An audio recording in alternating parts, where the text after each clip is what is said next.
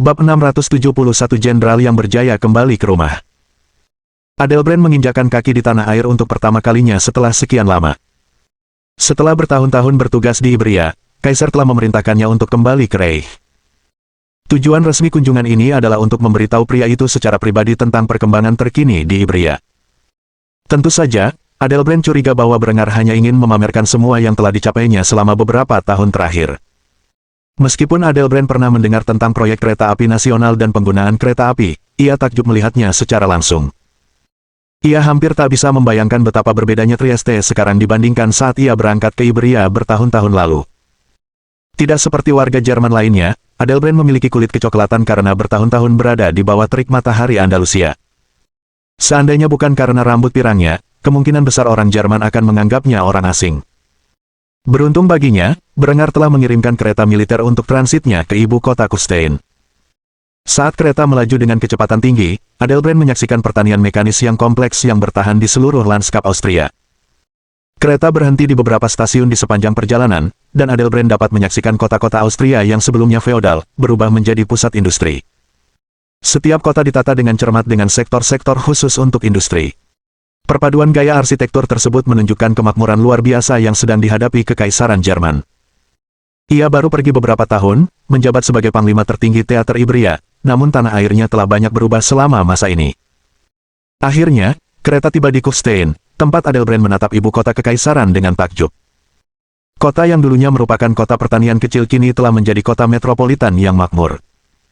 Jalan-jalan berbatu bersih, dan orang-orang berjalan di seluruh kota dengan gaya semi-modern, duduk di bangku-bangku, menikmati kopi dan kue.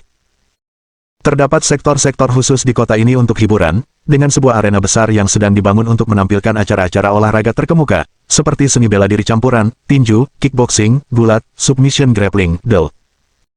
Namun, ini bukan satu-satunya olahraga yang populer di Jerman, tetapi juga angkat beban, renang, atletik, dan kompetisi lain yang berfokus pada kekuatan dan kelincahan. Selain arena olahraga, terdapat pula area hiburan lain, seperti bar, galeri seni, gedung konser, teater, dan berbagai kegiatan lainnya.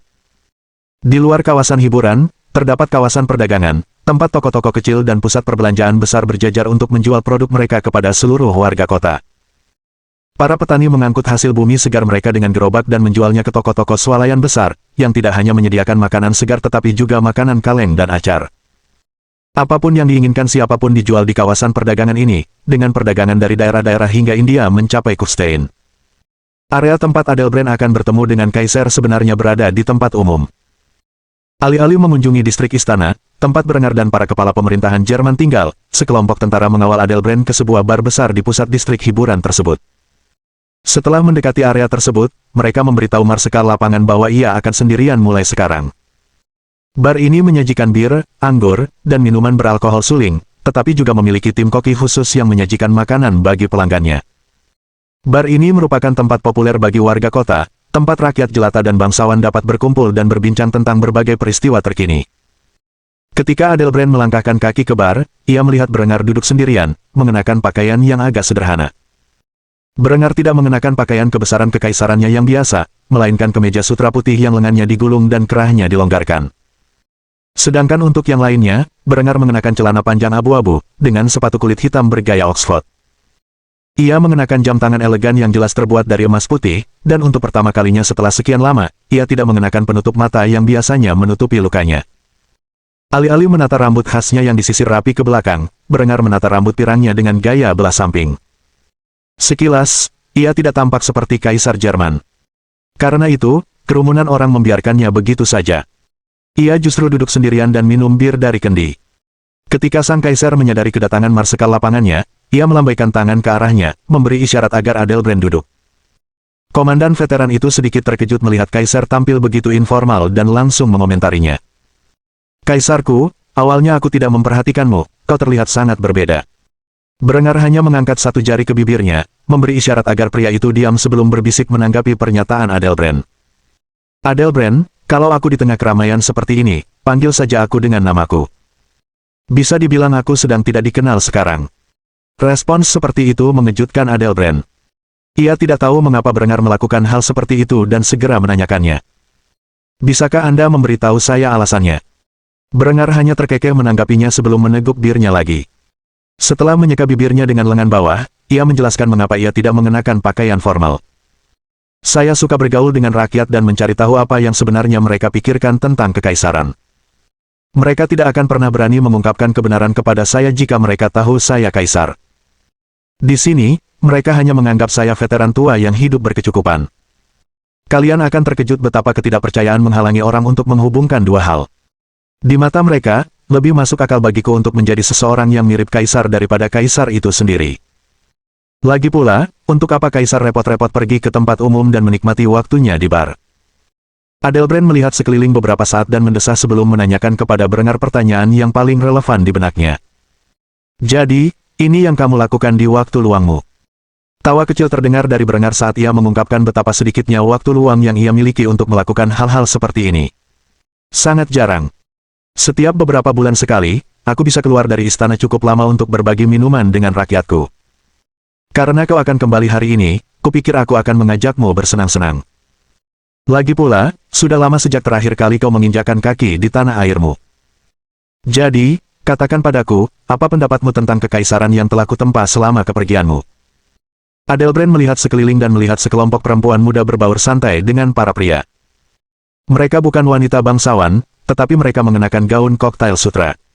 Mereka berbicara kepada para pria yang jelas lebih tua dari mereka, yang mengenakan setelan jas. Mereka yang lebih kasual berpakaian mirip dengan Berengar. Ia hampir tak percaya apa yang dilihatnya, dan segera mengutarakan pendapatnya. Saya agak terkejut melihat semua perubahan yang terjadi sejak terakhir kali saya di sini. Sungguh luar biasa, setidaknya begitulah. Saat Adelbrand mengatakan ini, seorang pelayan berjalan melewati meja tempat kedua pria itu duduk. Berengar segera melambaikan tangan dan mengajukan permintaan dengan senyum menawan di wajahnya. Nyonya, bisakah Anda mengambilkan beberapa kendi bir untuk beberapa veteran tempur tua? Perempuan muda itu, yang usianya paling tinggi 16 tahun, hanya tersenyum kepada kedua pria itu. Meskipun Berengar tampan, ia lebih tertarik pada pria yang duduk di sebelahnya, yang mengenakan seragam marsekal lapangan.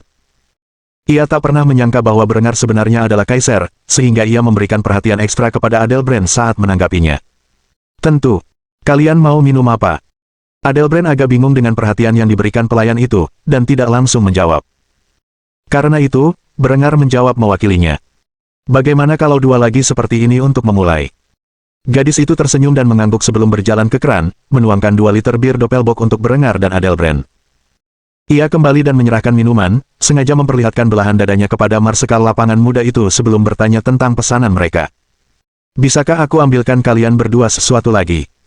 Berengar menyeringai saat pelayan itu menggoda Adelbrand.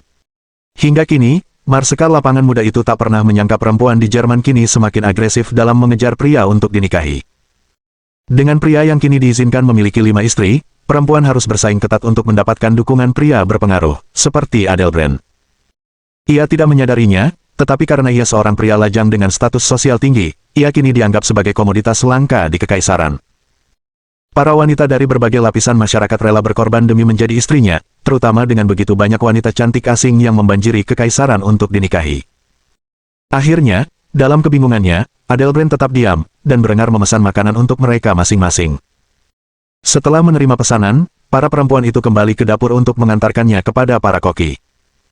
Adelbrand tampak tak percaya selama beberapa detik sebelum bertanya kepada Berengar apa yang telah terjadi. Apa-apaan itu? Menanggapi hal ini, Berengar hanya terkekeh sebelum melontarkan lelucon kepada marsekal lapangannya. Selamat datang di era baru. Ini salahmu sendiri. Kau bahkan tidak memakai cincin kawin, tapi kau mengenakan seragam Field Marshal, dengan beberapa tanda kehormatan di dadamu. Kau pada dasarnya meminta setiap wanita dalam radius 500 meter untuk mengejarmu. Kau pikir kenapa aku memakai benda sialan ini? Setelah mengucapkan kata-kata itu, Berengar memperlihatkan cincin kawin di jarinya, yang terbuat dari emas putih dan bertahtakan 5 berlian. Cincin itu melambangkan bahwa ia memiliki 5 istri dan tidak dapat menikahi siapapun secara sah. Meskipun Berengar memiliki 4 istri saat itu, ia mengenakan cincin bertahtakan 5 berlian untuk mencegah para wanita menggodanya. Mengetahui kecemburuan para wanitanya, Berengar tidak akan terkejut jika seorang gadis biasa yang malang hilang setelah mencoba merayunya. Setelah melihat ekspresi terkejut di wajah Adelbrand, Berengar mengalihkan topik pembicaraan ke topik yang lebih nyaman dibicarakan oleh pria itu. Jadi, ceritakan padaku tentang Hasan. Aku ingin mendengar langsung kegilaan apa yang mendorong si idiot itu untuk menyerang Maroko. Bab 672 Suatu malam keluar. Setelah mendengar Kaisar bertanya tentang situasi di Ibria, Adelbrand menghela napas berat sebelum meneguk minumannya dalam-dalam. Setelah beberapa detik minum tanpa henti, barulah ia meletakkan cangkirnya dan mengeluh tentang Hasan. Saya sudah mencoba. Tuhan tahu saya sudah mencoba meyakinkannya sebaliknya. Namun, si bodoh itu bersikeras pada ekspansi. Dia tidak berpikir untuk mengkonsolidasikan keuntungannya, dan malah ingin menaklukkan lebih banyak wilayah. Saya sudah memperingatkannya, jika dia menyerang Maroko, orang-orang di Spanyol dan Portugal akan memberontak. Awalnya Hasan setuju, tetapi ketika Emir Maroko menghinanya dengan mengatakan bahwa dia jalang, Sultan yang terhormat itu memutuskan bahwa akan menjadi ide cemerlang untuk mengerahkan pasukannya ke Maroko dan membuktikan kepada penguasanya bahwa dia mampu menaklukkan Afrika Utara sendirian. Saya tidak ragu dia akan menang, tetapi untuk saat ini, satu-satunya hal yang dapat menahan umat Katolik Ibria adalah ancaman invasi Jerman lainnya. Namun, jumlah pasukan kita yang sedikit di wilayah ini tidak akan mampu menghalangi mereka untuk waktu yang lama. Hanya masalah waktu sebelum umat Katolik memberontak terhadap pemerintahan Hasan. Wajah Berengar tampak tegas saat mendengar ini. Ia telah menginvestasikan sejumlah besar uang dan darah untuk menyatukan kembali Al-Andalus dengan imbalan kendali atas Selat Gibraltar. Ia tidak ingin investasi ini sia-sia. Karena itu, ia memutuskan untuk berkonsultasi dengan orang yang paling memahami medan perang Ibria untuk mendapatkan pendapatnya. Jadi, bagaimana menurutmu langkah selanjutnya? Adelbrand meneguk birnya lagi sebelum menjawab pertanyaan Berengar. Saat ini, hanya sedikit tentara kerajaan Granada yang tersisa di Ibria. Jika kita tidak mengirimkan bantuan sekarang, pemberontakan akan terjadi. Satu-satunya hal yang mencegah revolusi skala penuh adalah sekitar 5.000 personel pendukung yang masih kita miliki di wilayah tersebut, yang bertugas menjaga operasi penjaga perdamaian. Berengar tidak langsung menanggapi pendapat ini, melainkan mempertimbangkan pilihannya dengan saksama.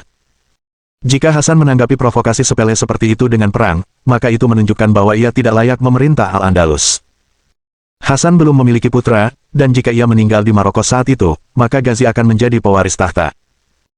Berengar dapat menggunakan wewenangnya atas putranya dengan Yasmin dan menyatakan dirinya sebagai Bupati Al-Andalus, di mana ia akan mengatur negara secara rinci dengan dukungan beberapa penasihat lokal hingga pada titik di mana putranya cukup umur untuk mengklaim kepemilikan kesultanan tersebut. Masalahnya dengan rencana ini adalah Berengar tidak akan pernah mempertaruhkan cinta Yasmin dengan membunuh saudaranya. Meskipun ia berencana untuk menempatkan putranya sendiri di tahta Ibria, ia tidak akan membunuh adik laki-lakinya yang bodoh untuk melakukannya. Ia hanya mengantisipasi bahwa adiknya akan mati muda karena kebodohannya. Setelah memikirkannya beberapa saat, Berengar mengangguk dan memberikan jawabannya kepada Adelbrand. Baiklah. Saya akan mengerahkan satu divisi ke Ibria. Tugas mereka adalah menjaga perdamaian wilayah tersebut dengan segala cara yang diperlukan. Yang tersisa bagi saya adalah satu pertanyaan untuk Anda. Apakah Anda ingin terus mengawasi operasi di Medan Ibria, dan bertindak sebagai penasihat pribadi saya untuk Sultan? Atau apakah Anda ingin pulang ke tanah air dan mengawasi operasi pertahanan perang yang akan segera berlangsung di tanah kami? Adelbrand memahami makna tersembunyi di balik pertanyaan ini. Berengar ingin dia menggantikan Eckhart, setelah marsekal lapangan sebelumnya yang bertindak sebagai wakil komandan pasukan darat Berengar telah pensiun, dan kini memerintah Prusia sebagai rajanya. Hingga saat ini, Berengar belum menggantikan posisi Eckhart. Dari semua jenderal terhebat Berengar yang telah bersamanya sejak sebelum ia menjadi raja, Adelbrand adalah satu-satunya yang tersisa yang tidak pensiun dari militer demi politik.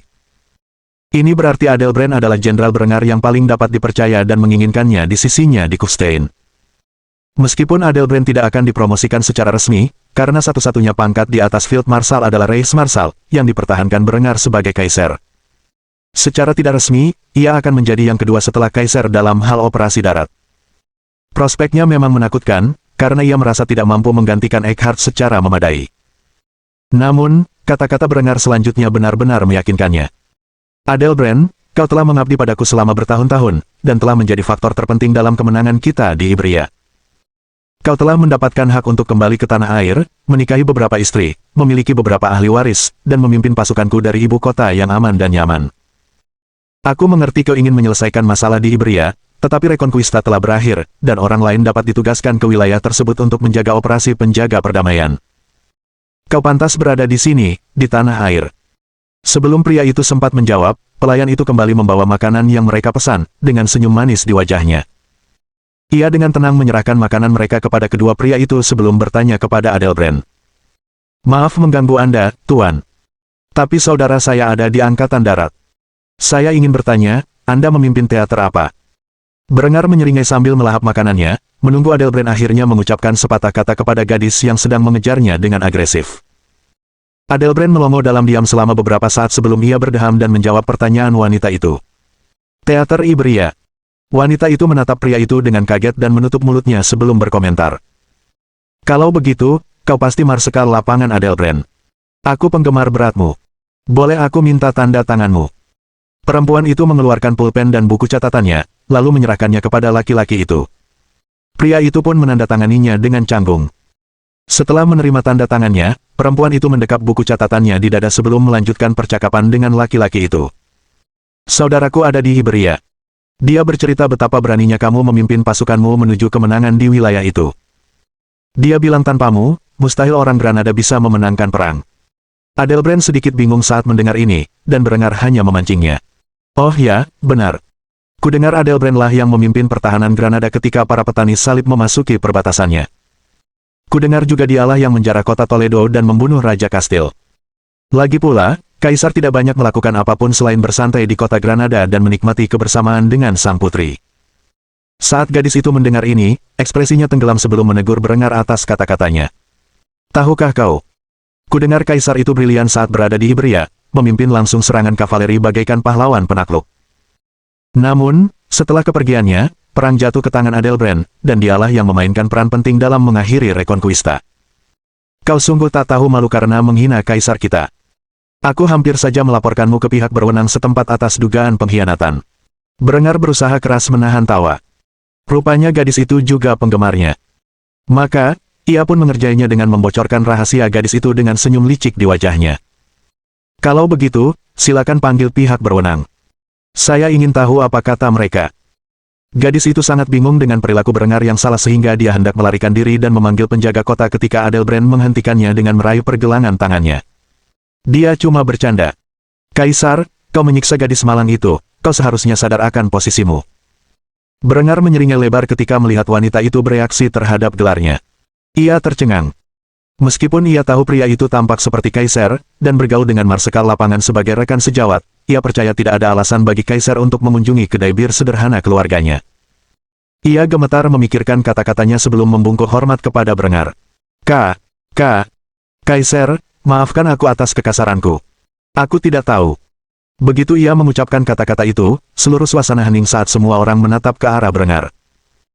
Menyadari penyamarannya telah terbongkar, pria itu merogoh sakunya dan mengeluarkan sekaleng pomade, yang ia gunakan untuk menyisir rambutnya ke belakang. Setelah itu, ia memasang penutup mata yang tersembunyi di balik mantelnya, dan mencoba menenangkan gadis itu. Tenang saja, aku cuma bercanda. Lagi pula, kamu tidak perlu khawatir. Aku bangga karena orang-orangku mau membelaku dari fitnah. Maaf kalau aku membuatmu menderita. Yah, sepertinya situasinya sudah mulai canggung, jadi aku pergi saja. Setelah mengatakan ini, ia merogoh kantong koin dan meletakkan 1 gulden Austria di atas meja. Mata gadis itu terbelalak saat melihat uang yang ditinggalkan Kaisar sebagai pembayaran. Uang itu jauh lebih banyak daripada yang bisa diminta oleh kedai bir sederhana seperti itu. Berengar menepuk bahu Adelbrand sebelum meninggalkan kata-kata perpisahannya. Adelbrand, pertimbangkan tawaranku. Aku akan kembali ke istana untuk saat ini, silakan mampir kapanpun kau punya jawaban. Setelah mengatakan ini, Berengar meninggalkan bar, di mana semua orang tercengang melihat pemandangan yang baru saja mereka saksikan. Sang Kaisar telah duduk di tempat yang begitu sederhana dan minum bersama mereka sepanjang waktu, dan tak seorang pun menyadarinya. Beberapa orang tua di kerumunan hanya tersenyum dan mengenang masa-masa ketika Berengar secara pribadi mengajari mereka membaca, menulis, dan berhitung dasar. Hal itu membuat mereka tersenyum, menyadari bahwa meskipun kekuatannya meningkat pesat selama bertahun-tahun, sifat baik Berengar tidak berubah. Bab 673 Kematian Seorang Kaisar. Sementara Berengar mengurus urusan kerajaannya dan mempersiapkan ekspedisi ke Afrika Selatan, Itami memodernisasi pasukannya dan bersiap menghadapi pertempuran besar melawan para pemberontak. Namun, di Maroko, Hasan telah menginvasi Afrika Utara dan meraih beberapa keuntungan signifikan dalam waktu singkat sejak pasukannya mendarat. Dalam setiap pertempuran yang dilancarkannya sejak tiba di benua itu, Hasan dan pasukan Al-Andalus selalu menang. Mengapa tidak? Mereka telah terlatih dalam pertempuran selama bertahun-tahun melawan upaya umat Katolik untuk merebut kembali Iberia dan kini dipersenjatai dengan senjata terbaik yang bisa dibeli dengan uang.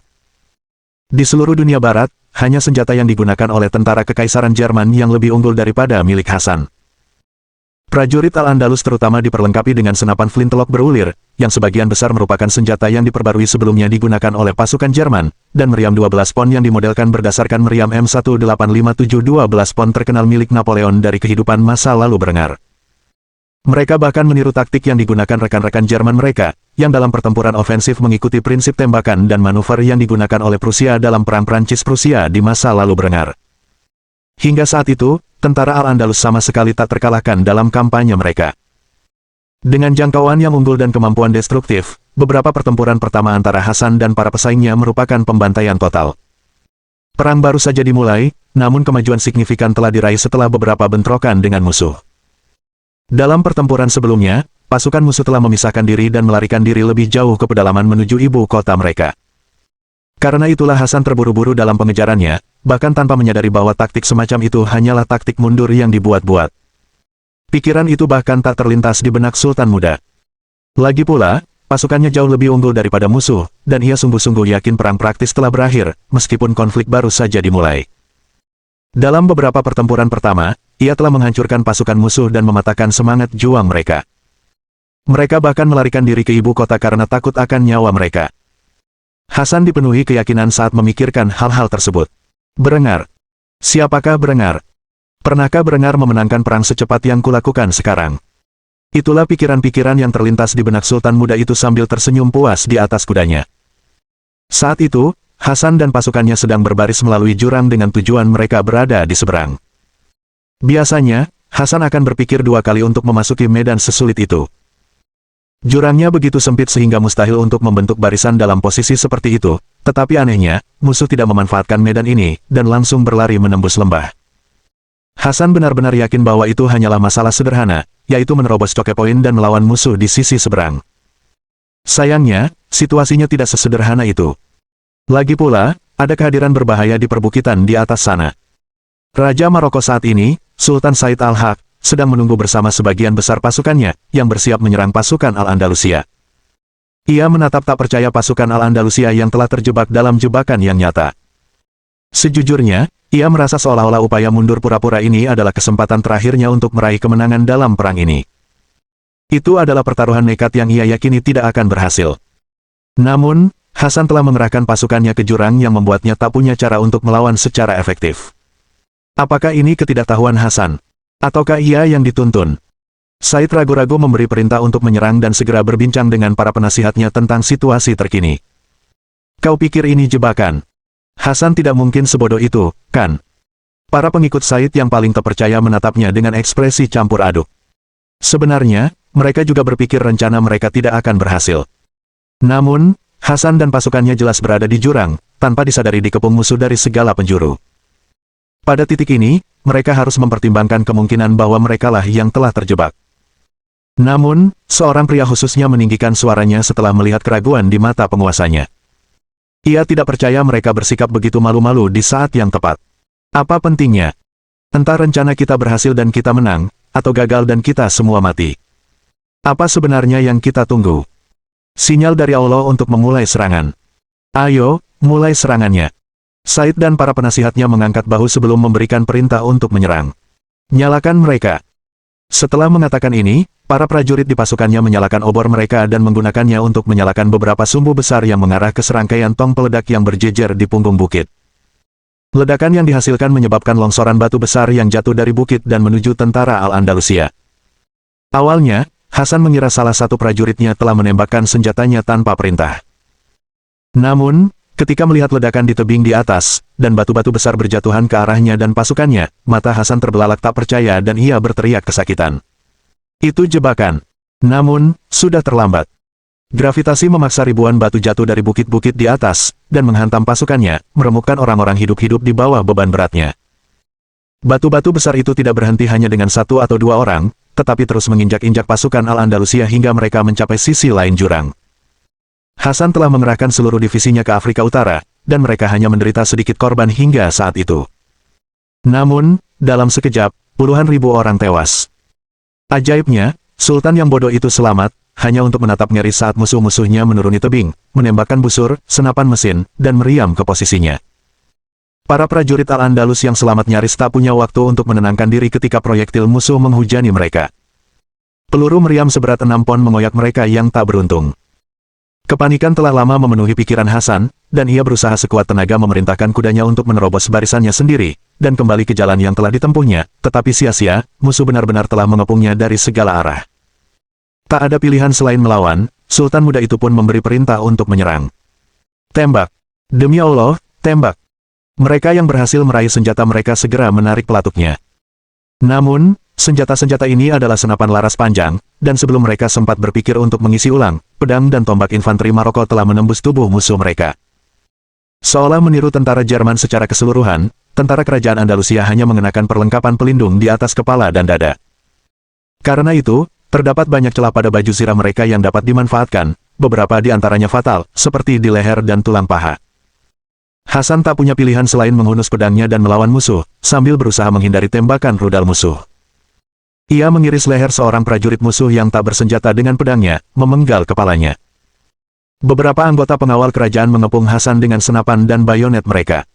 Berusaha sekuat tenaga melindungi raja mereka. Para prajurit berjuang mati-matian, berusaha keluar dari pertempuran besar yang sedang berlangsung. Sementara tembakan-tembakan dilepaskan ke arah mereka dari atas dan anak buahnya berhamburan di sekelilingnya, Hasan telah berhasil mencapai tepi medan perang. Namun, yang ia saksikan adalah barisan tembak para arkebusier Maroko yang mengarahkan senjata mereka ke arahnya dan pengawal kerajaannya. Sultan Maroko mencibir dengan nada menghina saat memberikan pidato terakhir kepada mitranya dari Andalusia.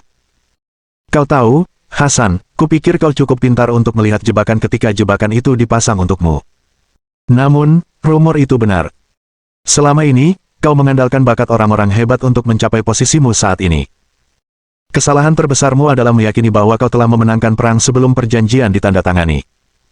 Kesombonganmu membutakanmu saat kau menyerang setelah aku berpura-pura mundur, dan ke posisi di mana kau tak bisa mengerahkan pasukanmu secara efektif. Bahkan jika aku tidak memicu longsor batu, kau tetap akan mati di sini hari ini. Apakah kau punya kata-kata terakhir sebelum aku menghabisi nyawamu? Di saat-saat terakhirnya, kenangan hidup Hasan berkelebat di benaknya.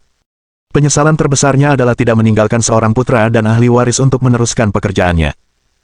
Ia begitu sibuk menikmati hidupnya sehingga tak pernah memikirkan kemungkinan kematian. Seharusnya ia mendengarkan Adelbrand dan tak pernah mengerahkan pasukannya ke negeri ini. Dengan senyum getir di wajahnya, Hasan mengucapkan kata-kata terakhirnya. Katakan pada Kaisar Berengar von Kufstein, aku minta maaf. Aku minta maaf karena telah mengecewakannya, dan dengan begitu, aku memaksanya untuk membereskan kekacauanku sekali lagi. Dia benar. Aku tidak layak untuk medan perang. Setelah mengatakan ini, Said tersenyum sinis sebelum menurunkan tangannya tiba-tiba, menyebabkan para arkebusier menarik pelatuk mereka, menghasilkan rentetan tembakan yang mencabik-cabik Hasan dari ujung kepala hingga ujung kaki. Sisa tubuhnya akan dilahap habis oleh binatang buas gurun. Dengan wafatnya Sultan Al-Andalus, tahta akan diwariskan kepada keponakannya yang berusia 5 tahun. Mengingat usianya yang masih sangat muda, Ghazi terpaksa menunjuk seorang bupati untuk memerintah wilayahnya. Tentu saja, anak laki-laki itu akan menunjuk ayahnya. Ini berarti bahwa selama 11 tahun berikutnya, Berengar akan menjadi penguasa de facto Kesultanan Al-Andalus dan Kekaisaran Jerman. Bab 674 Semua neraka pecah. Yasmin terperangah tak percaya saat membaca isi transkrip yang datang dari tanah kelahirannya. Telegraf itu pendek, tetapi isinya cukup untuk mencengangkan sang putri Mor. Sultan telah wafat. Pasukannya disergap di Maroko. Tidak ada yang selamat. Air mata mengalir dari mata kuning perempuan itu dan membasahi tinta yang menodai halaman. Ia selalu tahu saudaranya akan terbunuh dalam pengejaran kejayaan yang sia-sia, tetapi ia tidak menyangka hal itu akan terjadi secepat ini. Berengar ada di ruangan itu, memeluk pinggang perempuan itu sambil mencoba menghiburnya. Maafkan aku Yas, aku tidak tahu harus berkata apa, bahkan aku tidak menyangka dia akan meninggal secepat ini. Apa sih yang dia pikirkan? Perempuan yang sedang berduka itu tak punya jawaban atas pertanyaan Berengar. Apa sebenarnya yang dipikirkannya? Sementara Yasmin berduka atas kehilangan saudara laki-lakinya, Berengar punya hal-hal yang lebih penting untuk dikhawatirkan. Awalnya, ia berencana membawa Adelbrand ke pihaknya di Kufstein dan menjadikannya komandan pasukan sebagai pejabat tertinggi kedua di Kekaisaran Jerman. Namun, itu bukan lagi pilihan. Sultan Al-Andalus telah terbunuh di negara asing sementara kerajaannya sedang menghadapi ketidakstabilan yang belum pernah terjadi sebelumnya. Iberia baru saja dipersatukan di bawah pemerintahannya, dan karena itu, banyak orang di wilayah tersebut yang ingin mengembalikan masa-masa kerajaan Katolik. Hasan tidak meninggalkan pewaris laki-laki, dan karena perempuan tidak dapat memerintah di negara itu, mahkota tentu saja akan jatuh ke tangan keponakannya, seorang anak laki-laki berusia 5 tahun yang tinggal di negeri asing ribuan mil jauhnya. Tentu saja, Ghazi tidak mampu memerintah wilayah itu, dan karena itu, wilayah itu akan segera jatuh ke dalam anarki kecuali Berengar segera bertindak. Pada akhirnya, ia terpaksa menghadapi dilema yang sulit, menghibur istrinya yang sedang berduka, atau segera bertindak dan menyelamatkan situasi demi kebaikannya. Meskipun Berengar mencintai Yasmin, dan ingin mendukungnya di saat-saat sulit, seperti yang telah dilakukan Yasmin berkali-kali sebelumnya. Ia adalah seorang kaisar, dan nyawa jutaan orang dipertaruhkan. Ia menggenggam erat tangan Yasmin sebelum mencium keningnya. Ya, aku turut berduka cita. Aku tahu ini tidak adil untukmu, tapi aku harus pergi. Jika aku tidak bertindak sekarang, Iberia akan jatuh ke dalam anarki, dan jutaan nyawa akan terdampak. Aku dan saudaramu sudah bekerja terlalu keras dan menumpahkan terlalu banyak darah untuk membiarkan hal seperti itu terjadi. Aku hanya berharap setelah semua ini berakhir, kau bisa memaafkanku karena tidak berada di sisimu saat kau membutuhkanku. Setelah mengatakan itu, Berengar pergi tanpa sepatah kata pun, karena jika ia menunggu jawaban Yasmin, ia akan terjebak di ruangan ini, menghiburnya sementara sebuah negara runtuh. Wanita itu hanya bisa menangis ketika kekasihnya berjalan melewatinya dan meninggalkannya di saat ia sangat membutuhkannya. Linde sudah menunggu Berengar dengan sebuah laporan di tangannya ketika ia melihatnya keluar dari ruangan. Dengan gugurnya divisi pertama Granada, kita hanya memiliki sedikit aset di wilayah tersebut yang dapat mempertahankan wilayah tersebut. Saya telah memberikan perintah atas nama Anda untuk mengerahkan Angkatan Darat, dan mengerahkan divisi ketiga dan kelima ke Iberia. Namun, akan membutuhkan waktu setidaknya seminggu untuk mengerahkan pasukan ke wilayah tersebut. Sementara itu, 5.000 pasukan penjaga perdamaian yang kami tempatkan di wilayah ini adalah satu-satunya yang menghalangi anarki absolut. Sebagai catatan, Adelbrand telah diberitahu dan sedang dalam perjalanan ke ruang perang saat kita berbicara. Berengar menyerap semua informasi itu ke dalam benaknya dan segera menyusun rencana permainannya. Ia harus bertindak cepat atau semua usahanya di teater Iberia sejak ia bereinkarnasi ke dunia ini akan gagal. Ia segera memberi Linde beberapa perintah saat mereka berjalan menyusuri lorong-lorong istana kerajaan dengan langkah cepat. Suruh gadis-gadis lain menjaga Yasmin. Dia histeris sekarang, dan aku tidak tahu bagaimana reaksinya mendengar berita kematian kakaknya. Beritahu gubernur kolonial tentang apa yang terjadi dan beritahu mereka untuk waspada. Mengenai 5.000 pasukan penjaga perdamaian di Iberia, perintahkan mereka untuk mempertahankan kehadiran militer yang kuat di ibu kota Granada. Perintahkan mereka untuk mengerahkan sisa pasukan Hasan di wilayah tersebut, dan lindungi ibu kota sampai pasukan kita tiba. Pastikan intelijen kekaisaran mencegah berita kematian Hasan menyebar ke seluruh dunia sampai pasukanku tiba. Aku tidak ingin bajingan Katolik itu ikut campur di Iberia lagi. Linde mengangguk setuju sebelum mengajukan pertanyaan yang paling penting baginya. Kau akan kembali ke sana, kan? Berengar tidak ragu menganggukkan kepalanya sebagai jawaban. Ya, Ghazi adalah pewaris Al-Andalus, dan saya akan membawanya bersama saya agar saya dapat secara resmi menobatkannya sebagai sultan. Saya juga akan mendeklarasikan perwalian saya dan menyerahkan kendali wilayah tersebut kepada Adelbrand hingga saya dapat memerintahnya secara efektif. Rakyat Al-Andalus membutuhkan seseorang yang mereka takuti sekaligus hormati untuk memimpin saat ini, dan selain saya, satu-satunya pilihan lain adalah Adelbrand. Linde menyerahkan berkas kepada Berengar tentang situasi yang sedang berlangsung. Wajahnya tampak tegas saat membahas kesulitan yang akan dihadapi. Kita bisa mencegah informasi ini sampai ke Kepausan, dan negara-negara muslim lainnya, paling lama sebulan, tetapi Maroko pasti akan memanfaatkan situasi ini dan menyeberangi Selat Gibraltar. Kita memiliki 1 batalion pasukan yang ditempatkan di Gibraltar untuk melindungi klaim kita, dan beberapa kapal angkatan laut. Itu tidak akan cukup untuk menahan musuh jika mereka menyeberang secara massal. Berengar tahu persis apa yang dimaksud Linde, tetapi dia menolak untuk mundur. Aku tidak akan menyerahkan sejengkal pun tanah liat Jerman selama aku masih menjadi kaisar, meskipun itu hanya sementara. Katakan pada anak-anak itu bahwa mereka harus mempertahankan Gibraltar sampai orang terakhir. Jika mereka melakukannya, keluarga mereka akan diurus sampai akhir hayat mereka. Beritahu mereka bahwa bala bantuan sedang dalam perjalanan, dan mereka hanya perlu bertahan beberapa hari. Jika itu tidak menginspirasi mereka, beritahu mereka bahwa siapapun yang tertangkap meninggalkan posnya akan dianggap desertir dan dieksekusi di tempat. Setelah mengucapkan kata-kata ini, Linde pergi untuk melakukan apa yang diperintahkan, dan Berengar tiba di ruang perang istananya, tempat ia membuka pintu untuk menyaksikan berbagai jenderal dan perwira tinggi hadir. Mereka segera memberi hormat kepada Berengar dan meneriakkan kata-kata tersebut. Salam kemenangan. Berengar segera mengangkat tangannya untuk membungkam orang-orang itu saat ia mendekati meja, yang memajang peta raksasa dan pasukan mini di dalamnya. Tolong beritahu saya situasi terkini. Saya sudah diberi pengarahan singkat, tapi saya ingin tahu detailnya. Adelbrand segera melompat ke depan dan menunjuk ke arah jurang tempat Hasan terbunuh beberapa hari sebelumnya. Sekitar 4 hari yang lalu, Hasan dan pasukannya menghancurkan pasukan Maroko di sini.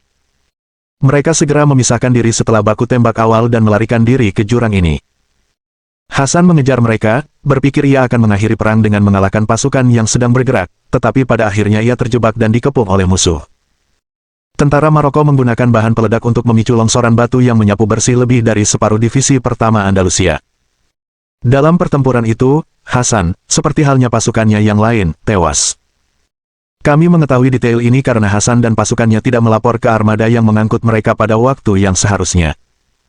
Karena itu, Angkatan Laut Jerman mengirimkan kompi pengintai marinir untuk menyelidiki lokasi pertempuran.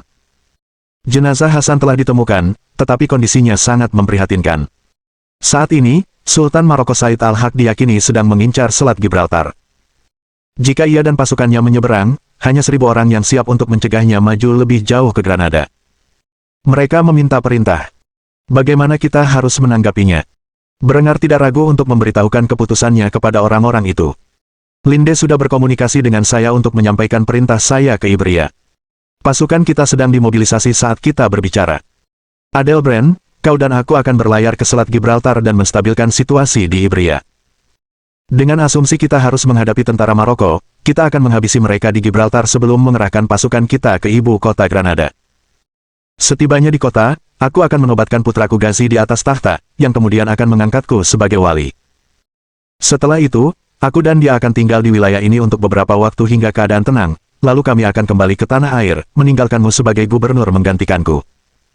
Kalau begitu, persiapan perlu dilakukan. Waktu kita tinggal sedikit lagi sebelum kekacauan terjadi. Dengan demikian, mesin perang Jerman segera berkumpul dalam skala yang belum pernah mereka lihat selama bertahun-tahun. Moto, Ibria tidak boleh jatuh, menjadi slogan divisi ketiga dan kelima saat mereka dikerahkan ke wilayah tersebut. Bab 675 Pertahanan Selat Gibraltar.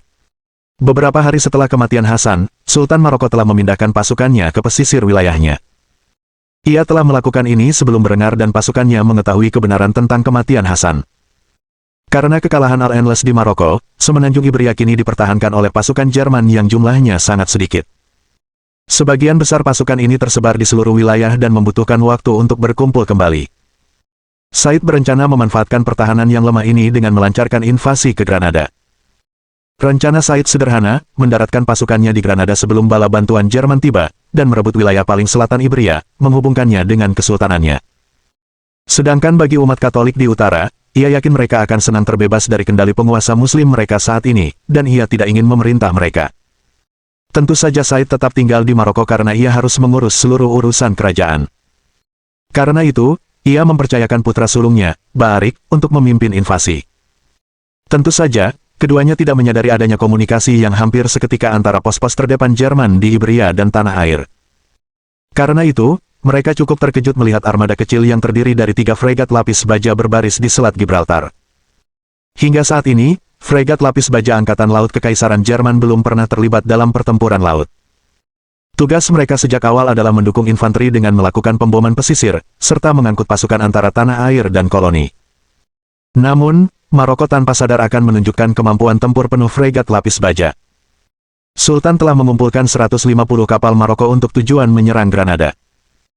Armada Maroko merupakan campuran galai tua, karak, karavel, dan kelas kapal perang baru yang mereka kembangkan untuk menempatkan meriam di sisi lambung kapal mereka, seperti yang sedang dikembangkan oleh kerajaan Katolik. Bagi Baarik, yang memimpin kapal terbesar, kemenangan ini seharusnya mudah. Lagi pula, ia memiliki total 150 kapal di bawah komandonya.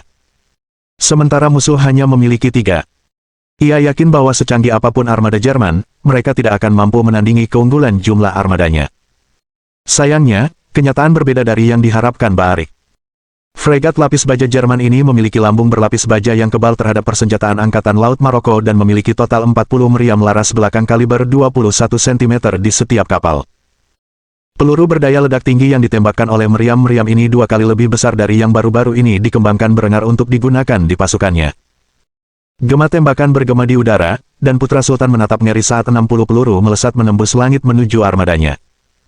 Kira-kira sepertiga dari peluru berdaya ledak tinggi 21 cm mengenai sasaran, membakar mereka hingga tak tersisa, hanya kayu apung yang membara. Dengan artileri sekuat itu, para pelaut Jerman hanya membutuhkan 1 peluru untuk menenggelamkan sebuah kapal. Ketika peluru-peluru itu mengenai sasarannya, kapal-kapal kayu Angkatan Laut Maroko hancur berkeping-keping. Sisa-sisanya segera dilalap api, karena kayu-kayu tersebut telah diolah dengan zat-zat yang mudah terbakar. Tidak ada yang selamat. Dalam satu serangan, Baarik kehilangan 20 kapal, beserta seluruh awaknya. Namun, dalam beberapa detik berikutnya, serangan lain dilepaskan dari 3 fregat ironclad, dan bersamaan dengan itu, 20 kapal lainnya meledak saat terjadi benturan, tanpa menyisakan apapun, terutama nyawa para awaknya, maupun prajurit yang diangkut. Kerugian besar yang dideritanya di tahap awal pertempuran mengejutkan Baarik. Namun, ia mampu beradaptasi dan segera beralih ke taktik yang dipenuhi keputusasaan. Ia memerintahkan kapal-kapalnya untuk berlayar ke pantai secepat mungkin, agar mereka dapat mendaratkan pasukan mereka di pantai, karena tidak lagi berani menghadapi kekuatan Angkatan Laut Jerman yang luar biasa. Tanpa pilihan lain, armada Maroko berlayar secepat mungkin menuju pantai, mati-matian ingin mendaratkan pasukan mereka di pantai. Fregat Jerman tak henti-hentinya menembak, dan meluluhlantakkan lebih dari separuh kapal musuh sebelum mereka sempat melewati garis pertahanan. Hati Baarik berdesir saat menyadari betapa banyaknya orang di atas kapal-kapal yang kini telah menjadi puing-puing terbakar. Kapal pertama yang berlayar melewati fregat lapis baja segera melepaskan tembakan dengan meriam sisinya, berharap membalas kerugian besar yang telah diderita Maroko. Namun, mata para pelaut Maroko hampir terbelalak saat menyaksikan puncak kebodohan mereka. Para pelaut di atas kapal-kapal Maroko terperangah ketika peluru meriam mereka memantul dari lambung kapal-kapal Jerman. Sebenarnya, dari apa kapal-kapal ini terbuat? Baja. Ketika para pelaut Maroko menyadari bahwa Jerman telah membangun armada kapal berlapis baja, mereka langsung putus asa. Jika ini benar, maka tak seorang pun di dunia ini yang mampu menandingi Reich di lautan. Dominasi Angkatan Laut yang mutlak merupakan prospek yang menakutkan, namun mata mereka sendiri menjadi saksinya. Orang-orang ini berbahagia karena hanya ada 3 kapal Jerman, kalau tidak, semuanya akan hancur sebelum mencapai pantai. Namun, mereka senang karena armada Jerman tidak mengejar mereka. Untuk sesaat, para pelaut Maroko menghela napas lega, dengan bodohnya percaya bahwa momen tersulit pertempuran telah berlalu. Hingga akhirnya mereka menatap garis pantai Gibraltar. Berengar adalah seorang pria berbudaya tinggi. Oleh karena itu, ada 2 pertempuran spesifik dari masa lalunya yang terlintas dalam pikirannya ketika mempertimbangkan cara melindungi pesisir wilayah Jerman. Pendaratan di pantai Normandia, dan pertempuran Okinawa, yang terjadi di 2 medan berbeda dalam Perang Dunia II di masa lalunya. Wajar saja, sebagai penggemar pertahanan Jerman dan Jepang dalam pertempuran ini, Berengar telah membangun pertahanan pesisir yang besar yang dipenuhi bunker beton bertulang baja, terowongan, parit, dan banyak kawat berduri. Kelegaan yang dirasakan para pelaut Maroko saat berlayar melewati fregat Jerman langsung tergantikan oleh rasa takut, ketika mereka menyadari bahwa bunker beton menyimpan meriam Angkatan Laut 21 cm yang sama mengerikannya, yang telah menghancurkan kapal-kapal mereka di laut. Begitu kapal-kapal Maroko terlihat, pertahanan pantai membombardir mereka dengan rentetan tembakan yang dahsyat. Tak rela mati bersama kapalnya, Baarik segera memberi perintah kepada seluruh anak buahnya di atas kapal ketika menghadapi rentetan tembakan yang begitu dahsyat. Tinggalkan kapal. Dengan perintah-perintah ini, ribuan orang melompat dari kapal mereka ke perairan pantai, mati-matian berusaha agar tidak tenggelam saat berenang ke darat. Baarik khususnya, sedang dalam suasana hati yang buruk, karena semua senjata bubuk hitam yang mereka siapkan untuk invasi kini tak berguna karena lubang senjata mereka terisi air laut. Akan tetapi, ia tidak punya waktu untuk meratapi kehilangan ini, karena saat orang Maroko itu muncul di pantai, campuran meriam putar 40 mm dan senjata Smith Mak menembaki mereka, operatornya bersembunyi di balik keamanan bunker beton bertulang. Di samping sarang-sarang senapan mesin yang dibentengi di dalam bunker, terdapat garis parit di perbukitan di atas, tempat ratusan tentara Jerman menembakkan senapan bolt action G-22 mereka ke arah musuh. Baarik menatap ngeri saat pasukan Jerman dengan kejam menembaki anak buahnya. Kombinasi peluru 40 mm, dan tembakan mortir langsung mencabik-cabik tubuh mereka yang cukup beruntung untuk sampai ke pantai hidup-hidup. Dalam hitungan menit, pasukannya telah menyusut hingga tinggal sebagian kecil dari jumlah aslinya, dan akibatnya, Baarik menyadari betapa putus asanya situasi tersebut. Ia pun segera menarik keluar sebuah papan kayu besar yang tergeletak di pantai. Kemungkinan besar itu adalah sisa-sisa salah satu kapal layarnya.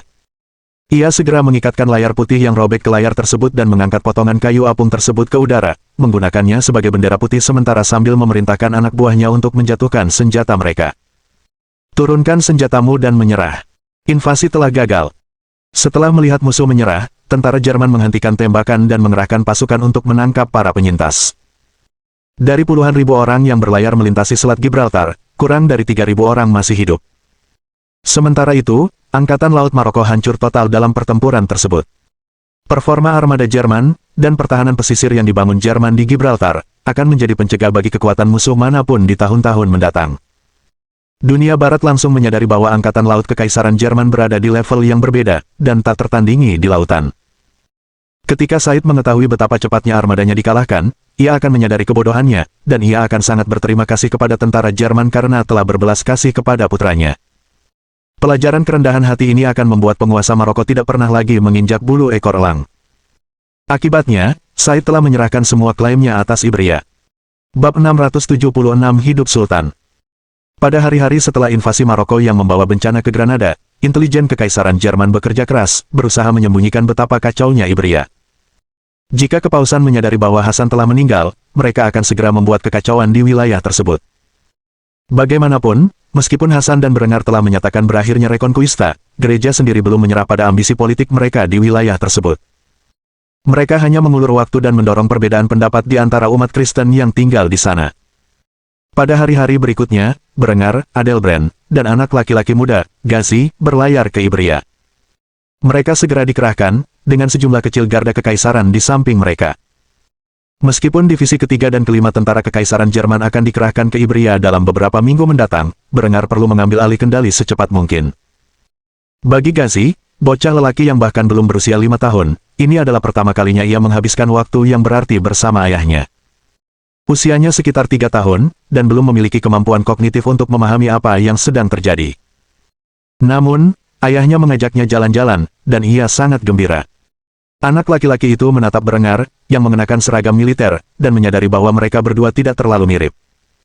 Berengar berkulit pucat dan bermata biru, sementara Gazi berkulit coklat muda dan bermata kuning kemasan. Satu-satunya kesamaan di antara mereka berdua adalah rambut pirang mereka. Ia masih terlalu muda untuk memahami kerumitan menjadi anak ras campuran. Namun, ia merasa sedikit bangga. Lagi pula, ayahnya pernah mendandaninya dengan pakaian kebesaran pangeran yang bercorak Al-Andalus. Ekspresi wajah Berengar tegas. Ia menyadari bahaya yang akan dihadapinya, dengan putranya yang masih kecil di sisinya. Untungnya, ia telah menyiapkan perangkat khusus untuk situasi khusus ini. Karena Berengar belum membuat mesin pembakaran, ia mengandalkan tenaga hewan untuk kendaraannya.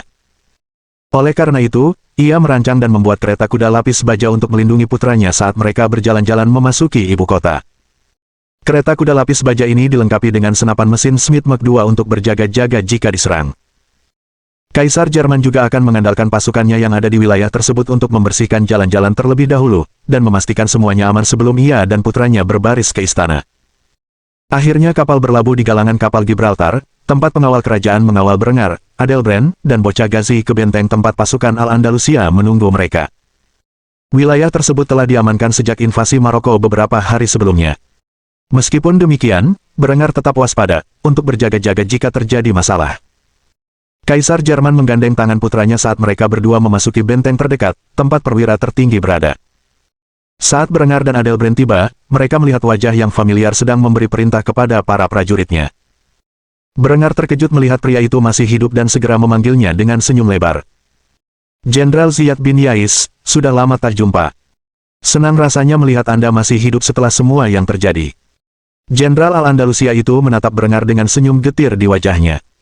Akhir-akhir ini keadaannya sedang sulit, dan itu terlihat dari garis-garis kulitnya.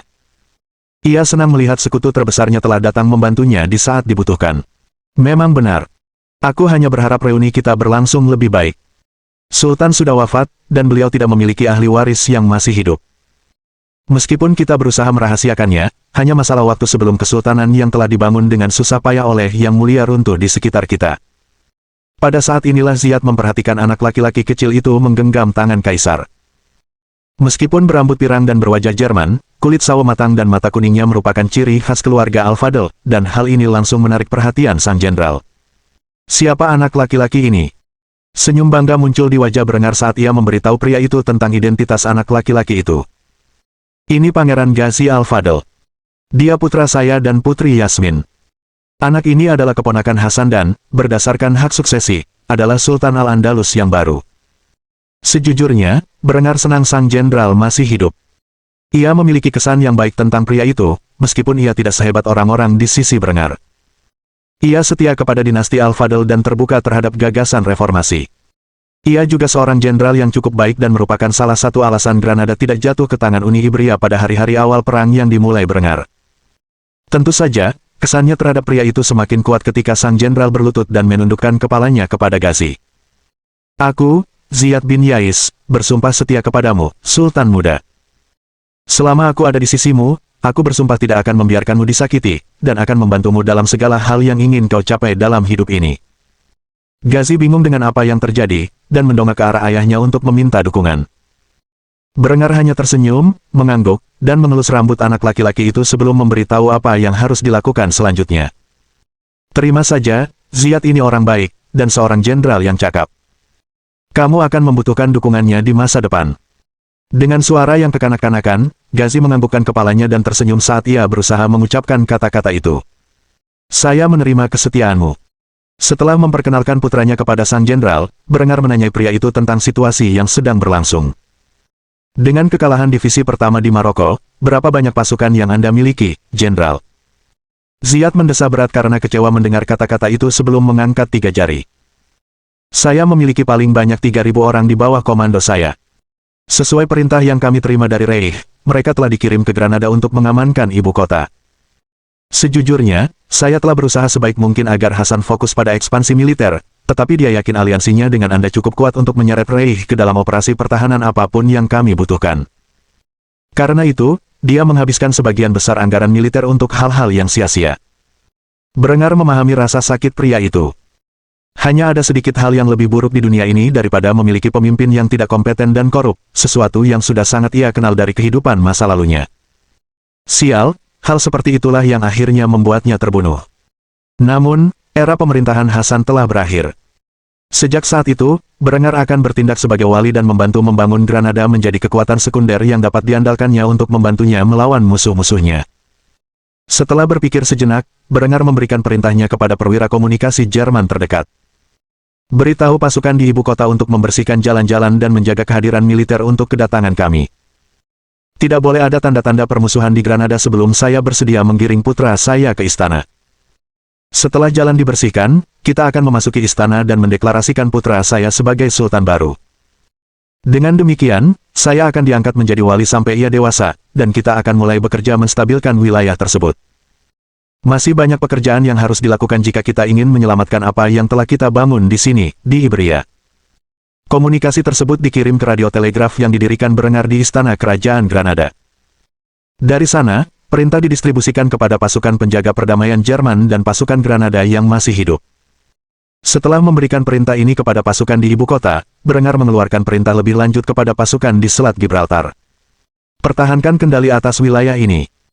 Saya akan memimpin garda kerajaan saya menuju Granada, tempat kami akan merebut ibu kota dan memberitahu kesultanan tentang apa yang telah terjadi.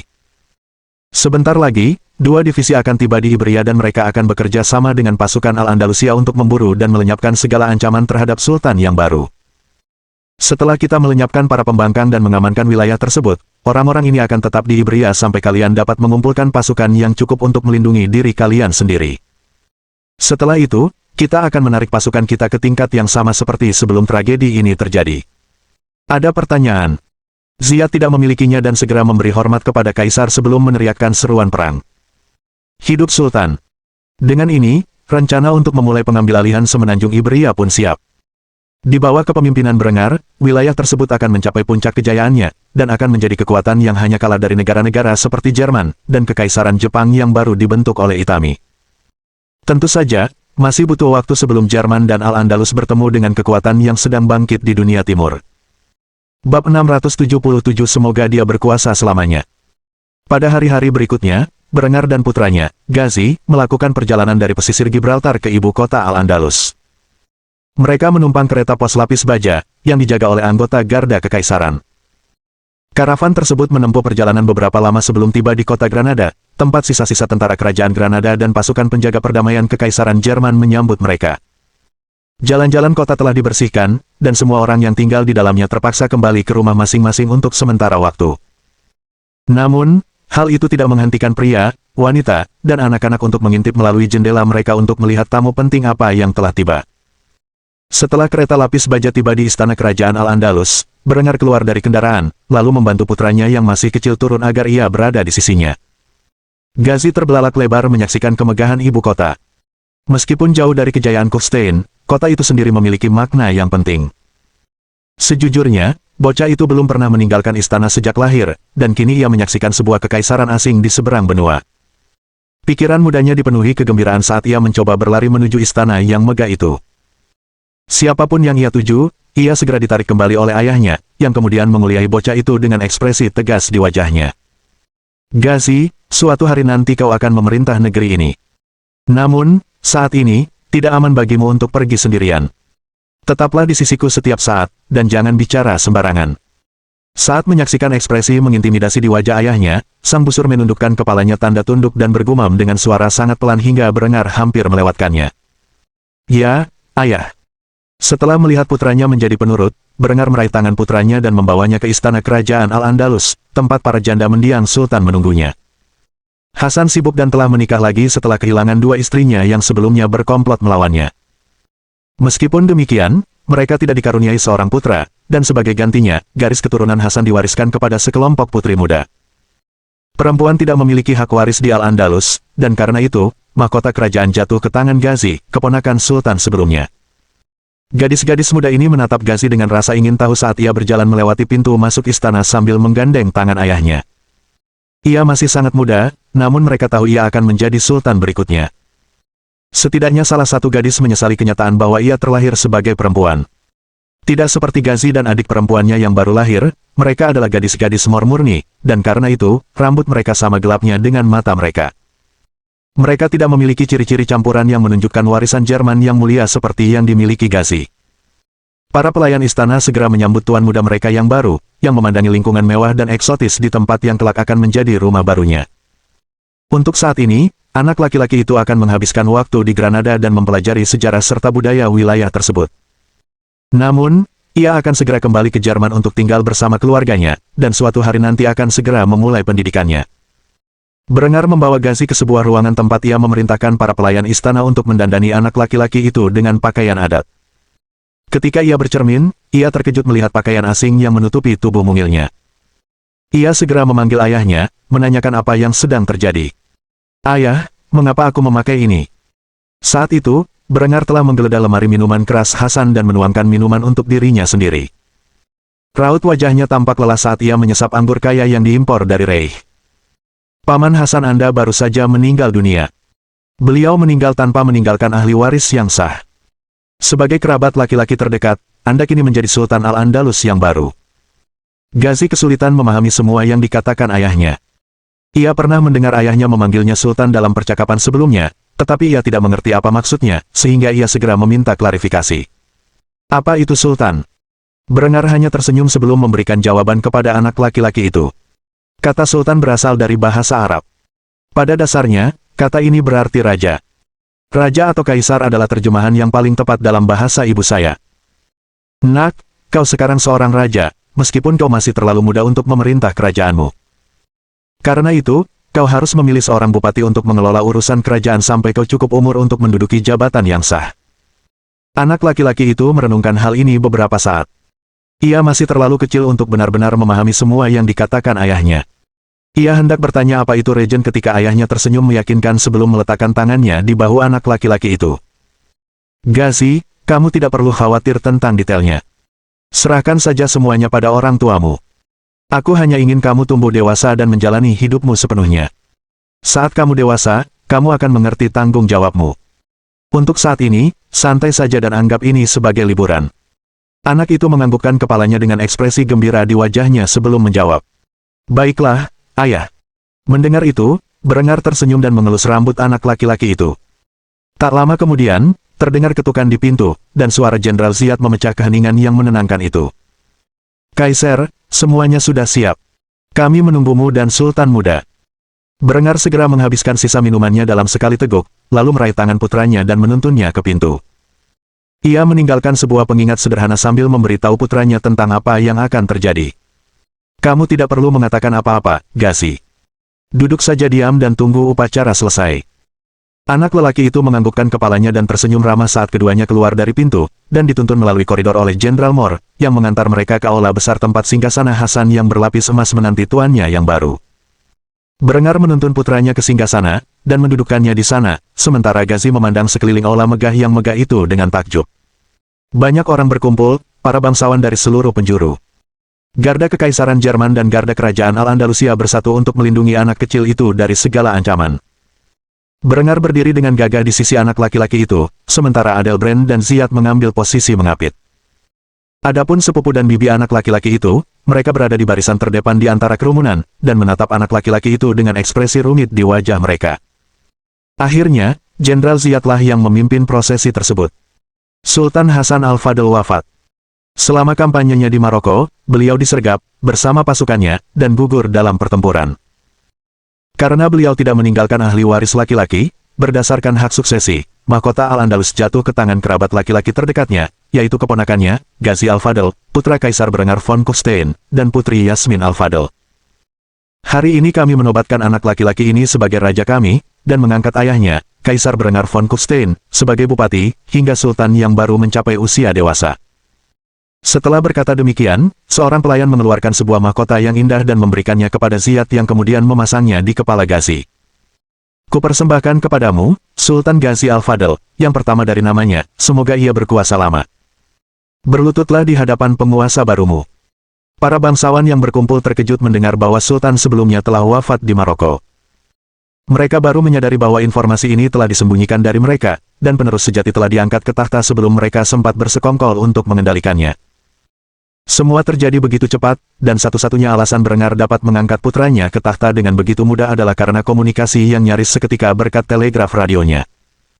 Namun, tak ada yang bisa mereka lakukan selain membunuh seorang anak kecil, dan itu sangat kecil kemungkinannya, Kekaisaran Jerman mendukung Sultan baru, yang kaisarnya bertindak sebagai wali baru. Ini berarti seluruh kekuatan intelijen Kekaisaran akan melindungi anak laki-laki itu dari siapapun yang bersekongkol melawannya. Akhirnya, bahkan bangsawan yang paling getir pun berlutut dan menundukkan kepala kepada Sultan baru sebelum mengulangi kata-kata tersebut. Semoga dia berkuasa lama. Di bawah kepemimpinan Berengar von Kufstein, gejolak politik Al-Andalus akan ditumpas, dan otoritas mahkota diperkuat. Berengar berencana melakukan segala daya upaya untuk menciptakan kerajaan yang stabil dan makmur bagi putranya untuk diwariskan. Bagaimanapun, Hasan telah meninggalkan Al-Andalus dalam kondisi yang memprihatinkan, dan banyak hal perlu diperbaiki, bahkan mungkin dirombak total. Dengan ini, situasi politik di Iberia memasuki fase stabilitas baru. Dalam beberapa hari mendatang, pasukan Jerman akan kembali mendarat di tanah Iberia, di mana mereka, bersama intelijen Kekaisaran, akan melakukan penyisiran menyeluruh terhadap entitas pemberontak, memulai era pembersihan politik yang tidak jauh berbeda dengan Inkuisisi Spanyol di masa lalu Berengar. Bab 678 Yabu. Itami mendesah berat sambil menatap dokumen di tangannya. Agen intelijennya telah melaporkan bahwa para pemberontak sedang mengumpulkan pasukan. Mereka berencana melancarkan serangan terhadap tanah airnya untuk menghancurkan moral pasukannya. Itu adalah tindakan putus asa dari pihak pemberontak. Setelah kehilangan klan Shimazu sebagai pendukung mereka, pemimpin pemberontak ini berniat untuk menangkap sisa-sisa keluarga Itami dan menyandera mereka untuk memaksanya menyerah. Bagaimana Itami mendapatkan informasi ini? Salah satu tindakan pertamanya ketika pertama kali berkuasa di dunia ini adalah membentuk korps mata-mata yang direkrut dari berbagai lapisan masyarakat untuk melakukan spionase dan sabotase terhadap musuh-musuhnya. Menggunakan banyak taktik Same 4R yang digunakan para shinobi di masa lalunya, Itami memberi mereka gelar yang sama. Bukan, mereka bukanlah pria dan wanita yang berasal dari kalangan petani, mengenakan celana ketat hitam, dan mengobarkan perang rahasia melawan samurai. Itu hanyalah representasi fiktif dari shinobi. Yang sebenarnya hanyalah mata-mata biasa, meskipun sangat efektif dalam keahlian mereka. Faktanya, siapapun bisa menjadi shinobi, bahkan samurai. Ninjitsu bukanlah seni bela diri yang legendaris, melainkan sebutan untuk seni mata-mata. Entah mengapa, di masa lalunya, media di Amerika dan Jepang telah sangat mendistorsi persepsi tentang apa sebenarnya shinobi itu. Bahkan, aliran-aliran seni bela diri palsu yang menyebut diri mereka, ninjitsu, bermunculan di seluruh Amerika. Meskipun tidak ada hubungannya dengan praktik sejarah yang sebenarnya. Namun, dengan munculnya negara kekaisaran yang sedang direformasi Itami, ia perlu membentuk badan intelijen modern. Oleh karena itu, ia baru-baru ini memerintahkan reformasi Korps Shinobi, miliknya menjadi badan intelijen yang berdedikasi dan modern, yang berkantor pusat di ibu kotanya. Dimodelkan berdasarkan Kenpeitai dari kehidupan sebelumnya, bentuk intelijen barunya mengambil nama yang sama, dan akan berkoordinasi sebagai entitas militer. Bertugas sebagai polisi militer sekaligus intelijen untuk Angkatan Darat dan Angkatan Laut Kekaisaran Jepang. Tentu saja, di kehidupan ini, Itami tidak ingin mengulangi banyak kejahatan yang dilakukan Kenpeitai di kehidupan sebelumnya. Berbeda dengan Berengar, Itami tidak menganggap aturan perang hanya sebagai anjuran. Ia sungguh berdedikasi untuk berperang dengan cara yang paling beradab. Ia menyadari apa yang telah diperbuat rakyatnya di seluruh Asia, dan tidak ingin mengulanginya. Ia bertekad membangun sebuah kekaisaran yang tidak menindas koloninya, melainkan merangkul mereka ke dalam masyarakat sebagai anggota yang produktif. Atau, begitulah impiannya. Laporan terbaru dari Kenpeitai-nya menunjukkan bahwa ia tak bisa menunggu lebih lama lagi untuk mengerahkan pasukannya. Faktanya, ia tak bisa membiarkan tanah leluhurnya jatuh. Untungnya, waktu telah berlalu sehingga senjata terbarunya tidak hanya disetujui untuk diproduksi, tetapi juga 5.000 prajuritnya kini dipersenjatai dengan senjata tersebut. Brigade ini, yang diberi nama Brigade Pertama, akan lebih dari cukup untuk mempertahankan tanah airnya dari pasukan pemberontak, sementara sisa pasukannya tersebar di seluruh wilayah kekuasaannya, melindunginya dari invasi sekunder. Saat Itami sedang mempertimbangkan cara terbaik untuk mengerahkan pasukannya ke medan perang, seorang pemuda menghampirinya. Pria ini mengenakan seragam militer modern yang meniru seragam tentara Kekaisaran Jepang pada era Taisho di masa lalu Itami. Ia seorang pemuda tampan, hanya beberapa tahun lebih tua dari Itami.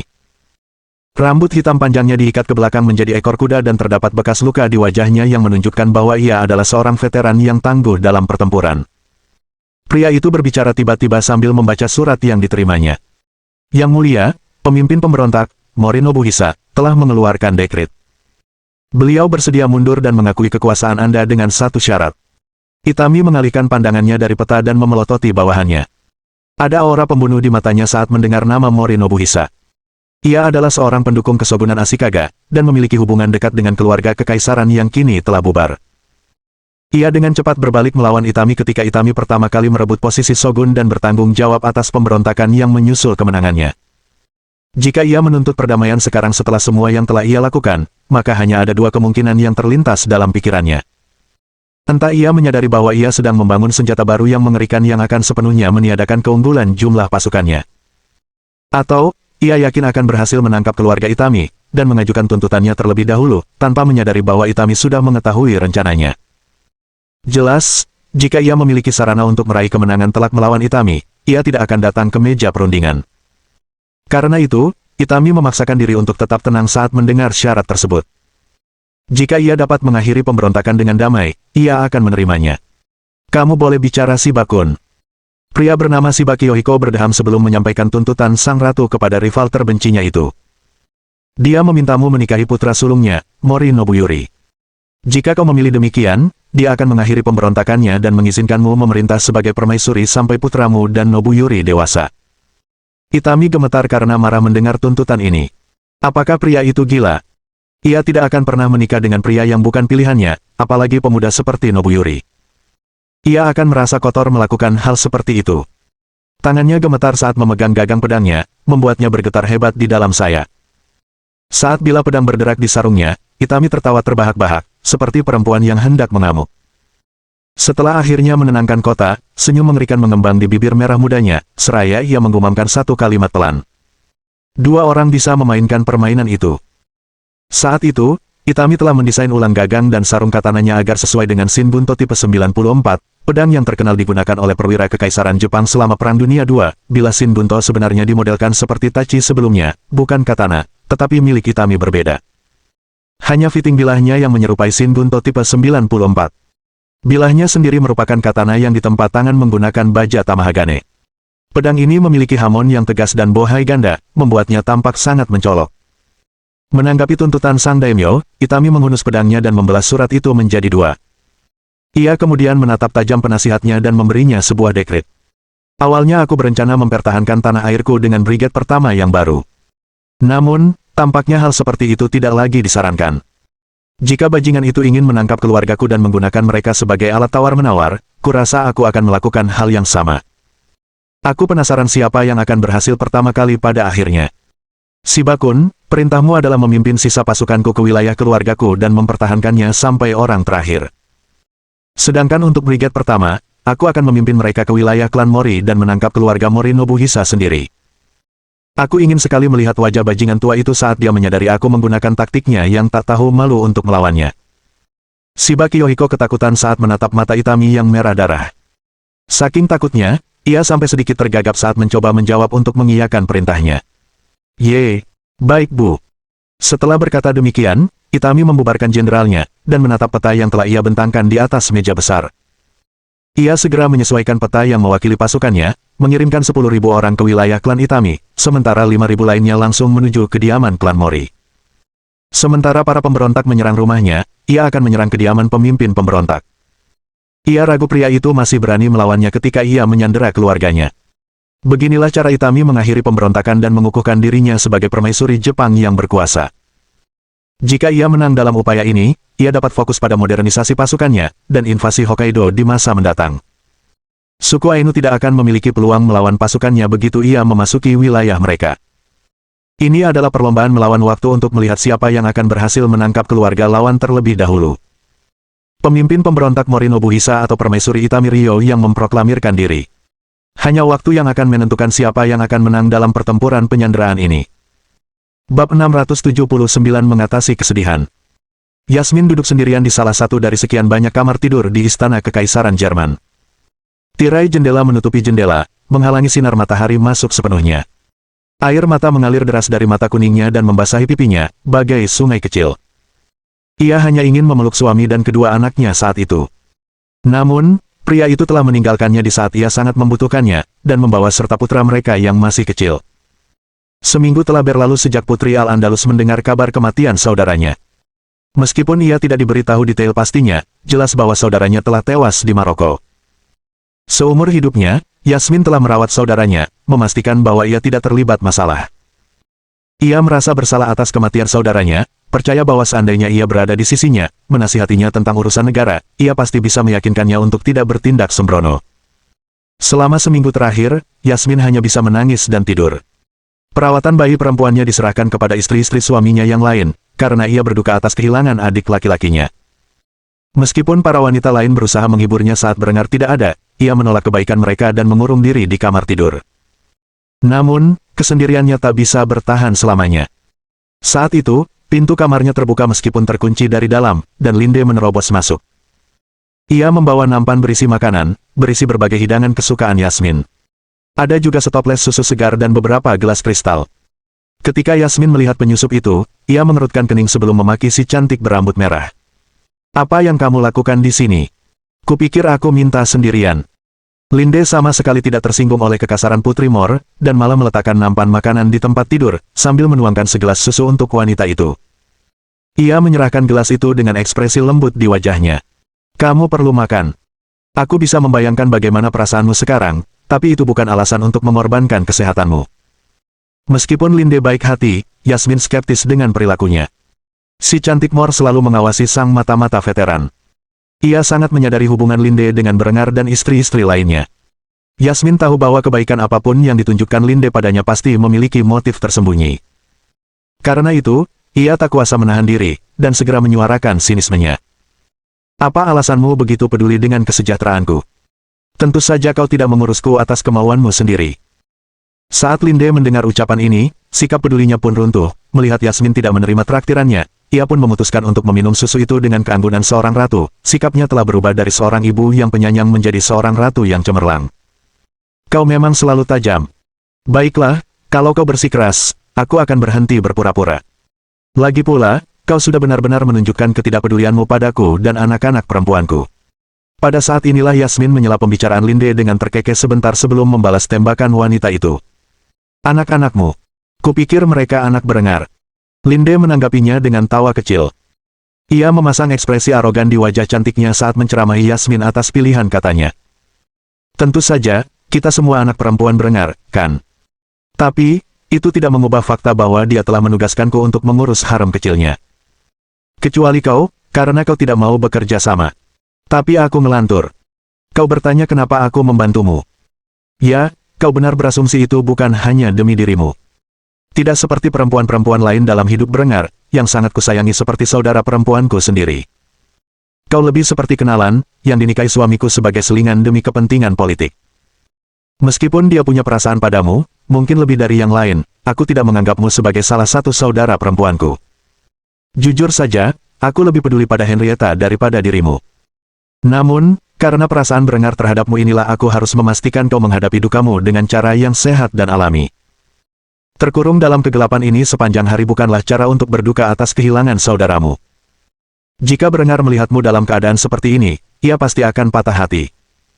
Jadi, aku memutuskan untuk membantumu, agar aku dapat meringankan beban suamiku. Jadi, kamu akan menghabiskan semua yang ada di piring ini, kamu akan minum semua susu ini, lalu kamu akan mandi bersamaku, dan keluar dari kegelapan ini, dan berintegrasi ke dalam keluarga kita sebagaimana seharusnya kamu lakukan bertahun-tahun yang lalu. Harem bukan hanya ada untuk kesenangan Berengar, itu adalah persaudaraan, tempat kami saling mendukung dalam kesulitan, meskipun terkadang kami mungkin bertengkar. Yasmin mencemooh saran itu sambil menggeser kepalanya agar tak lagi bertemu dengan tatapan tajam Linde. Ia menanggapi dengan sikap malu-malu. Dan jika aku menolak? Menanggapi hal ini, Linde hanya menjilati bibirnya sambil menatap payudara besar Yasmin, dan membuat gerakan mengancam dengan tangannya. Kalau begitu aku akan meraba-rabamu sampai kau mengaku kalah.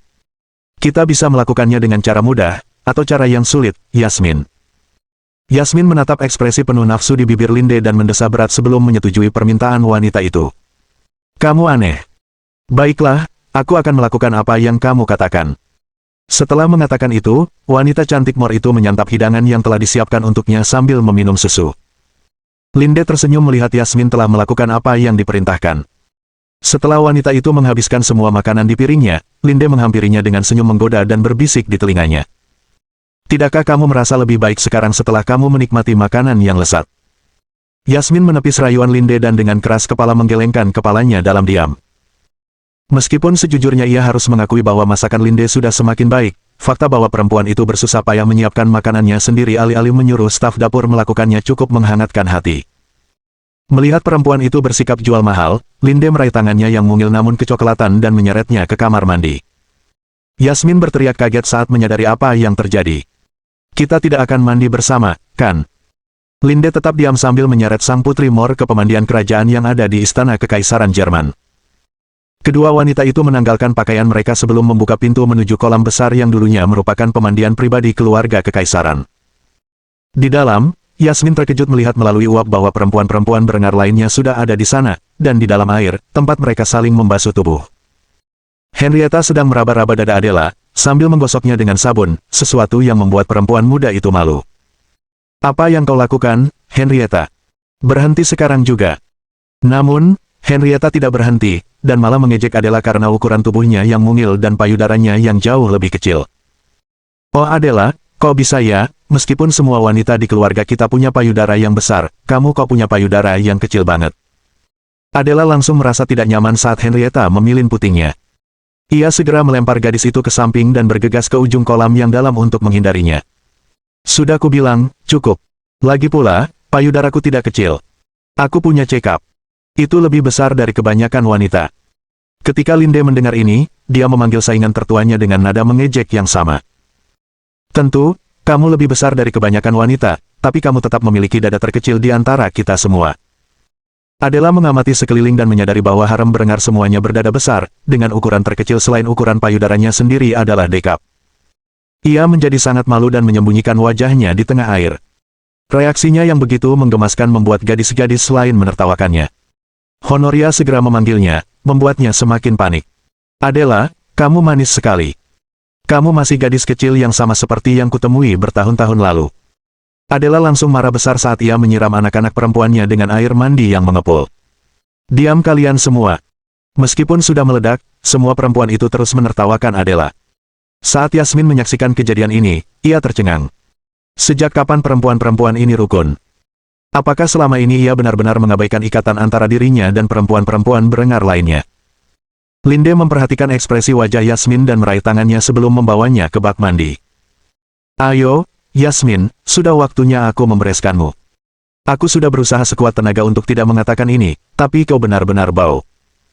Yasmin tersipu ketika mendengar ini sebelum dibawa ke kamar mandi. Entah mengapa, menjadi bagian dari suasana yang begitu ramah membuat kesedihan di hatinya berkurang. Senyum tipis tersungging di bibir cantiknya saat ia mandi bersama harem Berengar. Untuk pertama kalinya sejak menikah dengan Berengar, Yasmin akhirnya mengerti apa artinya menjadi bagian dari tim. Bab 680 menggunakan taktik licik. Sementara Yasmin mengatasi kesedihannya bersama para perempuan Berengar lainnya, Berengar sendiri sibuk mengelola Kesultanan Al-Andalus. Hal pertama yang dilakukan Berengar setelah menjabat sebagai bupati adalah menetapkan undang-undang wajib militer nasional yang mewajibkan semua pria berusia antara 18 hingga 24 tahun untuk bertugas minimal 2 tahun di Angkatan Bersenjata Andalusia yang baru direformasi. Dengan penyatuan Iberia di bawah pemerintahan seorang raja tunggal, Berengar harus bekerja keras untuk menciptakan sistem militer yang mengintegrasikan beragam budaya, bahasa, dan agama ke dalam satu kesatuan pasukan, yang dapat bekerja sama secara efisien sebagai saudara seperjuangan melawan pasukan musuh. Hal itu tidak akan mudah.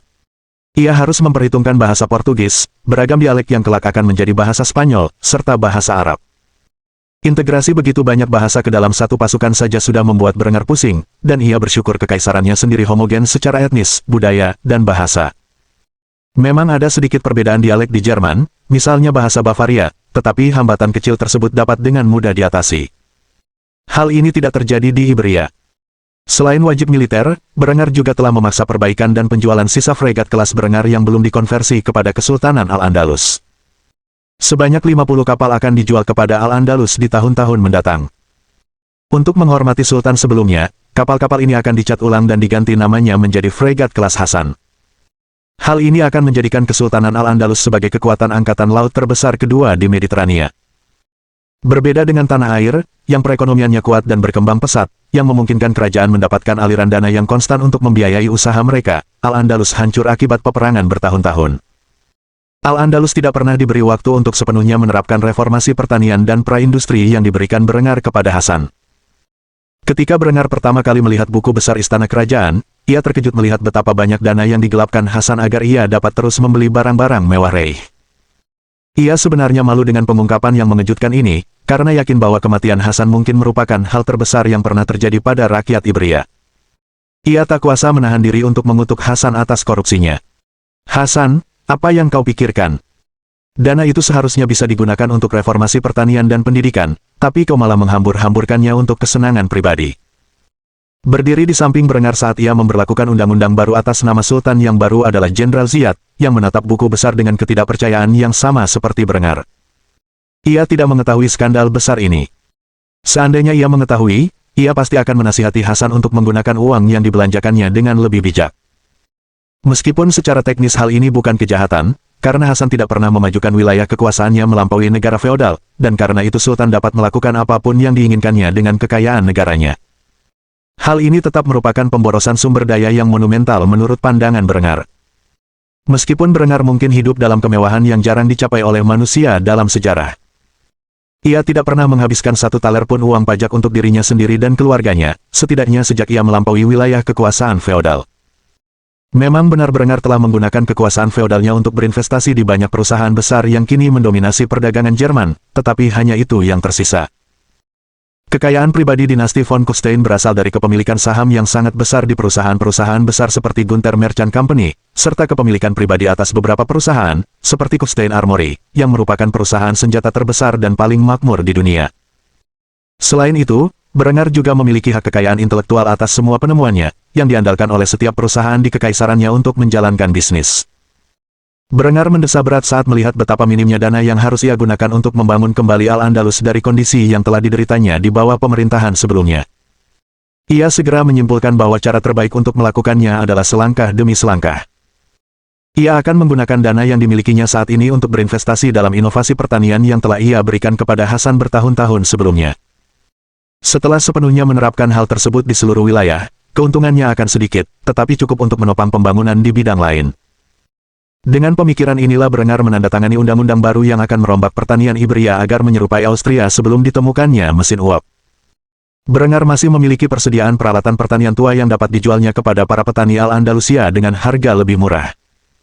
Ketika Ziyad melihat ini, dia tidak dapat menahan diri untuk bertanya apakah pengeluaran sebesar itu benar-benar dapat diterima.